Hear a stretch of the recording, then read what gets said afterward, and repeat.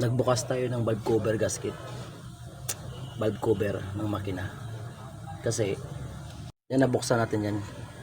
Kasi ang problema nito, nung tinanggal ko yung spark plug nya, namamasa-masa, ano, yan, may langis yan, yan. So saan galing yung langis na yan, no? Yan, masa-masa siya. So ang panggagalingan ng langis niyan, maliban doon sa valve cover gasket natin, meron yun sa itong oil seal na nakahawak sa tubo na to. Yan, oil seal yung nakahawak dyan. Yan lang ang bukod tanging nagsisilyo doon sa langis dito. Langis ito na wag pumasok dito sa loob. Yan. So ito yung itsura nya. Ito. Yan. Ito yung itsura nya.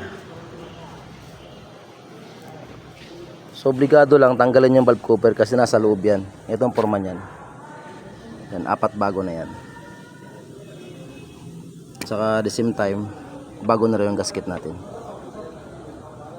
Bago rin yung gasket natin. So yan siya. Ito lang yung problema niya.